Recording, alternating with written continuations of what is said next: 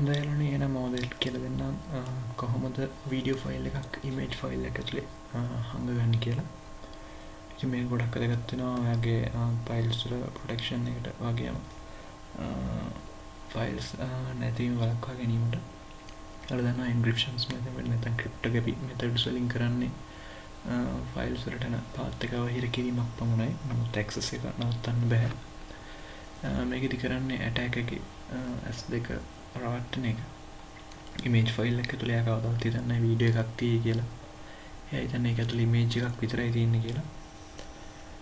හරි එහෙනම් අපි වැඩේට බහිමු. මුලින්ම කරන්නේ මම JPEG ඉමේජ් එකක් තෝරගන්න එක. ඔයාලට මේකට ඉමේජ් හතරක් පාවිච්චි කරන්න පුළුවන්. AU images, JPEG, GIF and audio files use කරන්න පුළුවන් මේ වගේ. මම මුලින්ම ඉමේජ් එකක් ගන්නවා. ඒකට මම ඉමේජ් එක ගන්නවා. මම රීනේම් කරගන්නවා මගේ ලේසියට.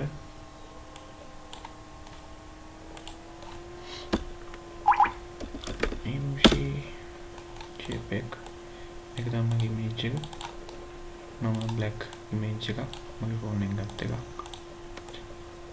මම දැන් කරන්න යන්නේ මෙන්න මේ වීඩියෝ ෆයිල් එක මේ ඉමේජ් ෆයිල් එක ඇතුලේ හංගන එක.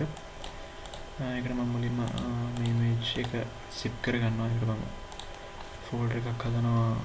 වීඩියෝ එක zip කරගන්නවා. වීඩියෝ.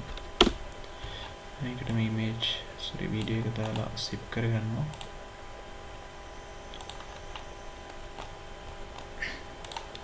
හරි. මම මේ ෆෝල්ඩර් එක delete කරගන්නවා. මේ තියෙන මගේ වීඩියෝ එක තියෙන zip ෆෝල්ඩර් එක. zip ෆයිල් එක. මේක ඇතුලේ හයිඩ් කරගැනීමක් කරනවා. මේකට මම පාවිච්චි කරන්නේ Linux වල බේසික්ම කමාන්ඩ් එකක් cat කමාන්ඩ් එක. cat එකේදී කරන්නේ content එකක් exchange කරන එක, content එකක් show කරන එක, නැත්නම් content එක write කරන එක.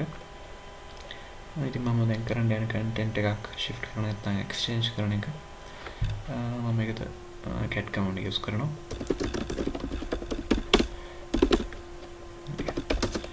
cat image එකේ නම hide කරන්න යන image එකේ නම තමයි මම මෙතන ගන්න. මේ image එකේ නම ඊළඟට hide කරන්න ඕන zip folder එකේ නම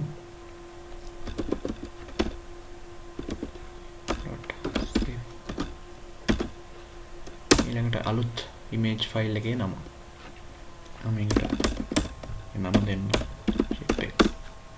ඔයාලට බලා ගන්න පුළුවන් මෙතන අලුත් image file එකක් හදුණා. මේ zip folder එකේ size එක ගත්තොත් මෙගාබයිට් 6.5ක් තියෙනවා. මේ image file එකේ size එක ගත්තොත් එයාම කිලෝබයිට් 16 තියෙන්නේ. අලුතෙන් හදුණු image එකේ size එක ගත්තාම මෙගාබයිට් 6.6ක් තියෙනවා. ඉතින් ඔයාලට දැක් ගන්න පුළුවන් size එක වැඩි වෙලා තියෙනවා. හැබැයි මේක තාමත් image එකක් විතරයි. ඔයාලට දැක් ගන්න පුළුවන් මේ කළු පාට image එක විතරයි.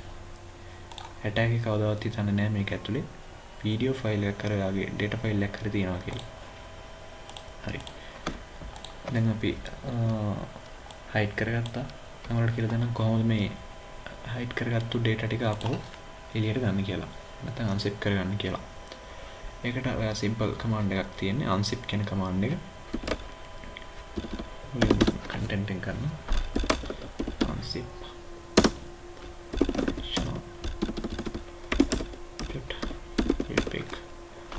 desktop එක බලන්න පුළුවන්.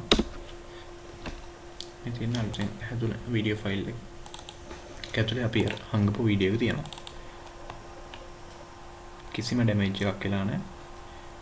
හංගපු වීඩියෝ එක අරලා බලා ගන්න පුළුවන්. මේ වීඩියෝ ෆයිල් එක. හොඳයි. එහෙනම් next video එකෙන් හම්බෙමු. Thanks.